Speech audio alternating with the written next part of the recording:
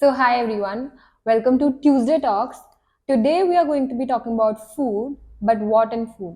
So, today we are going to be discussing about maida. So, what is maida? तो मैदा actually होता है refined floor. जो हम लोग वीट कंज्यूम करते हैं उसमें जर्म एंड ब्रैन दो ऊपर के पार्ट होते हैं, इसको रिमूव कर दिया जाता है। मतलब एक तरह से जो मैदा की छानने की चलनी होती है उसको इतना फाइन उसमें से निकाला Hmm. जाता है, जो फाइन पाउडर जो बनता है that is maida. Okay. And why do we crave maida so much? मैदा के लिए इसलिए इच्छा होती है कि उससे सारी अच्छी डिशेज ही उससे बनती है। Hmm. कभी आपने वीट के बिस्किट्स खाए हैं? कम खाए हैं कम खाएं खाए हैं, हैं क्योंकि मैदा की एक प्रॉपर्टी होती है कि वो उसे ग्लू भी बोला जाता है, मतलब कि जो चिपकाता है। हम्म तो अगर आपको बिस्किट्स खाने हैं, ब्रेड्स खाने हैं, तो जब तक उसमें ग्लू नहीं होगा, जब तक वो उसको चिपकाएगा नहीं, तब तक वो उसमें ठहर नहीं सकता। अकेला वीट कोई भी बिस्किट्स या कोई भी कुकीज को एक प्रॉपर्टी है उसके अंदर बाइंड करके नहीं रख सकता। तो हम्म मैदा एक बाइंडिंग प्रॉपर्टी उसके अंदर होती है। इसलिए कोई भी हम कुकीज, ब्रेड्स या पेस्ट्री खाते हैं, सबके अंदर मैदा डालना एक मैंडेट हो जाता है। तो हम मैदा को क्रेव नहीं कर रहे, हम कुकीज, ब्रेड्स या पेस्ट्री को क्रेव करते हैं, और उसको बनाने के लिए मैदा डालना फॉर श्योर मैंडेट ही होता है। उसका टेक्सचर मेंटेन करने के लिए। टेक्सचर मेंटेन करने और उसकी जो प्रॉपर्टी उसको बाइंड करके रखना, वो हम्म इम्पोर्टेंट रोल प्ले करता है। और जो भी फाइबर एनरिच जो भी होंगे, जैसे हम्म जौ है, हम्म बार्ले है, तो उसके अंदर फाइबर बहुत ज्यादा है, और फाइबर एक बाइंड करने की प्रॉपर्टी नहीं रखता है। ओह तो दैट इज द थिंग। अगर जैसे हम मैदा कंज्यूम करेंगे तो हमारे स्टमक में भी उसका सेम इफेक्ट होगा, मतलब वो चिपकेगा यस, एग्जैक्टली। जैसे उसकी आउटसाइड प्रॉपर्टी है। हाँ, तो जैसा बाहर वो उसका प्रॉपर्टी की वो बाइंडिंग प्रॉपर्टी, वैसे हमारे हम्म इंटेस्टाइन में भी जाके वो बाइंड करता है। वो हमारे इंटेस्टाइन्स की जो फाइन लेयर है उससे वो ग्लू की तरह चिपक जाता है। इसलिए आजकल आपने देखो हम्म कि जो नई जनरेशन, इनफैक्ट उन तक को भी विटामिन B12, विटामिन D3 के इंजेक्शंस या सप्लीमेंट्स लेने होते हैं। उसका बहुत बड़ा रीज़न है कि इंटेस्टाइन का वर्क होता है बाइंड करना, हम्म इंटेस्टाइन का वर्क होता है एब्जॉर्ब करना। और हम्म जब वो प्रॉपरली एब्जॉर्ब नहीं कर पा रहा, उसकी वजह से हमारे विटामिन लेवल्स ड्रॉप डाउन होते हैं। और ड्रॉप डाउन होने का रीज़न है कि जो इंटेस्टाइन की लेयर है, जिससे हम जो फूड एनरिच जो भी खा रहे हैं, विटामिन B12 चीज़ है, वो प्रॉपरली एब्जॉर्ब नहीं हो रही, कि उसके हम्म बीच में एक फाइन लेयर मैदा की यानी कि इस ग्लू की आ गई है, और वो उसमें से ट्रैवल यानी कि एब्जॉर्ब होने में दिक्कत देती है। ओके। यस। तो इसके कोई सब्स्टिट्यूट्स हैं, मतलब कि हमें टेस्ट पे भी कॉम्प्रोमाइज नहीं करना पड़े हम्म। लेकिन हमें हेल्थ पे भी कॉम्प्रोमाइज नहीं करना पड़े? देखो, उसका सबसे इम्पोर्टेंट पॉइंट है कि हम वीट को कंज्यूम करें, हम जौ को कंज्यूम करना ज़्यादा हम्म शुरू करें। मैं ये नहीं कहता कि आप मैदा को बिल्कुल अवॉइड करो, हम्म बट मैदा खाने के और भी तरीके हो सकते हैं। कि किस वक्त हम मैदा को कंज्यूम करें, कितनी क्वांटिटी में हम कंज्यूम करें, और किस तरह उसमें ऐसी हर्ब्स या ऐसे स्पाइसेस हम लोग ऐड करते हैं जिससे उसका डाइजेशन और उसका एब्जॉर्प्शन वाले पार्ट पर वो हमें हिंड्रेंस नहीं दे। अब आप राइट। कुकीज़ को नहीं अवॉइड कर सकते, आप हम्म ब्रेड्स को नहीं अवॉइड कर सकते, वो फॉर श्योर है आपको खाना, और कब तक हम उनसे दूर भागेंगे। बट हम्म उसको इस तरह हम लोग कंज्यूम कर लें कि हमारी एब्जॉर्प्शन उससे फास्ट हो जाए। ठीक ठीक है। है। ओके। तो मैदा हमने यूजुअली भी नहीं सुना कि हमारे ग्रैंड पेरेंट्स मैदा खाते थे, या फिर हमें फैमिली में भी नहीं बोला कि भाई मैदा खाओ। इंडिया की हिस्ट्री में भी कहीं भी मैदा का इतना मेंशन है नहीं। तो ये आया कहाँ से है? देखो, मैदा का जो ओरिजिन है वो डेफिनेटली फॉरेन कंट्री में हुआ है। हम्म हम जो भी चीज़ें इनकॉर्पोरेट इंडिया में हुए वो कहीं ना कहीं इंग्लैंड की वजह से हुई है। राइट। और जब इस पर मैं रिसर्च किया तो उसमें पता चला कि इंग्लैंड की जो एलीट क्राउड था, उसने इस चीज़ को रिसर्च करके उस चीज़ को फाइंड आउट किया कि ये जो वाइट फ्लावर है ये कितना अच्छा दिख रहा है। हम्म तो उससे उन्होंने जो डिशेस प्रिपेयर की वो और टेस्टी बनी, राइट। क्योंकि वो प्रॉपरली वो बाइंड हो सकी। तो हम्म उन्होंने उस चीज़ को कंज्यूम करने लगे।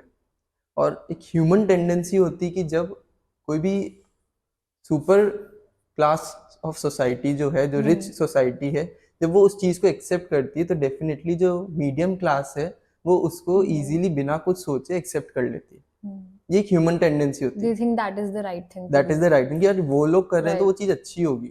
तो इंग्लैंड के जब एलीट क्राउड ने इसको रिसर्च किया, उसको फाइंड आउट किया, उन्होंने उस चीज़ को खाना शुरू किया, तो जो मीडियम क्लास था उसने देखा कि वो खा रहे तो हम भी खा सकते हैं। तो Right. बिना उसका कोई हार्म देखे, बिना उस पर कोई रिसर्च करे, उन्होंने भी खाना शुरू कर दिया। बट एलीट क्राउड ने जब देखा कि यार हमें इस पर कुछ रिएक्शन हो रहा है, हमारे इंटेस्टाइन्स पर एक्टिविटी में हिंड्रेंस बन रहा है, तो उन्होंने तो उस चीज़ को बंद कर दिया या कम कर दिया। बट हमने अभी तक उस पर ना तो कुछ कम किया, बल्कि हमने उसको और कंज्यूम करने लग गए। Right. इसलिए इंडिया क्या बन गया है, वो diabetes capital of the world.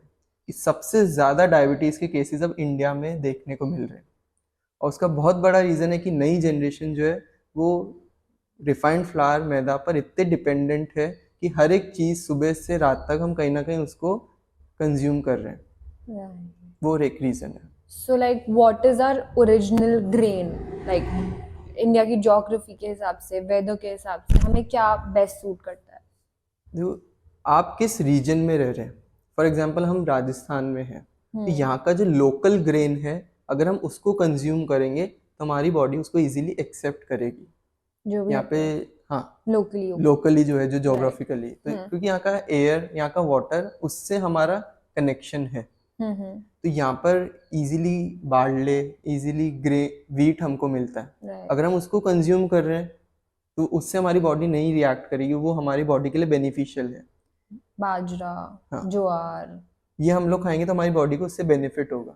यही हम बहुत ज़्यादा कॉम्बिनेशन के, बहुत ज़्यादा अलग अलग देशों के वहाँ के मिलेट्स अगर हम लोग कंज्यूम भी करेंगे तो डेफिनेटली हमारी बॉडी उसको नहीं एक्सेप्ट कर सकती, क्योंकि हमारे ना तो जीन्स में वो चीज़ें हैं, ना हमारे फोर फादर्स ने उसको रेगुलरली कंज्यूम किया है। तो डेफिनेटली हमारे जेनेटिक उससे कॉम्बिनेशन नहीं मैच करेगा, तो ज़्यादा हमारे इनर लेवल पे, हमारे इम्यून सिस्टम को वो हार्म करता है। Okay. So in the present time suppose कि कई लोग मैदा कंप्लीटली अवॉइड नहीं कर सकते उनकी लाइफ में, उन्हें ट्रैवल करना है तो पैक फूड खाना पड़ेगा, या फिर वो बाहर जाके कई काम कर रहे हैं तो they have to order something, they can't remain hungry all day long. तो फिर व्हाट शुड दे डू कि वो बॉडी में मैदा जो कंज्यूम कर रहे हैं वो इजीली डाइजेस्ट हो पाए, मतलब how to create that balance? देखो, खाना बहुत ज़रूरी है। मैंने पहले बताया कि जो लोग, हमारे जो पेरेंट्स, जो नई जनरेशन के पेरेंट्स हैं, उनको मैं यही उनको कम्युनिकेट करता हूँ कि आप अपने बच्चों को अलाउ करो, मैदा खाने दो, बट कॉन्शियस ईटिंग, ये एक नया टर्म, साइंटिफिक टर्म बन चुका है, कॉन्शियस ईटिंग, कि आप जो खा रहे हो कॉन्शियसली खाओ।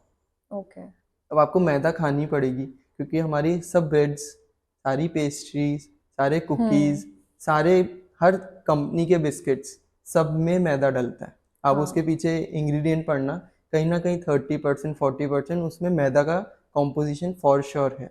राइट। यहाँ तक कि हम जो ब्राउन ब्रेड खाते हैं, जो व्हीट ब्रेड जिसको टर्म लिखा होता है, उसमें भी आप पीछे पढ़ना, पीछे रिफाइंड फ्लावर मैदा लिखा हुआ होता है कुछ परसेंटेज में। तो आप नहीं उसको अवॉइड कर सकते, बट अब खाना है तो किस तरह खाओ वो आपको नॉलेज होना चाहिए। तो उसके 3 बेसिक फंडा है। नंबर 1 कि मैदा खाना है, पास्ता पिज्ज़ा खाना है आपके बच्चे को, आप उसको लंच में खिलाओ। लंच में उसको जितनी इच्छा है उसको खाने दो, बट फॉर श्योर हेल्दी और हाइजीनिक प्लेस का। जब उसने वो चीज़ कंज्यूम कर ली, उसके ऊपर उसको गर्म पानी सर्व कर दो। गर्म पानी क्या करेगा, डाइजेशन और मेटाबॉलिज्म को बूस्ट करेगा, तो इजीली वो चीज़ डाइजेस्ट हो सके। एंड थर्ड कि जब लंच उसने अच्छा हेवी कर लिया, इतना चीज़, इतना मैदा खा लिया, उसका डिनर हल्का या स्किप करवा दो, टू बैलेंस दैट, क्योंकि इस रिफाइंड फ्लावर को डाइजेस्ट होने के लिए 3 to 4 आवर्स चाहिए होते हैं।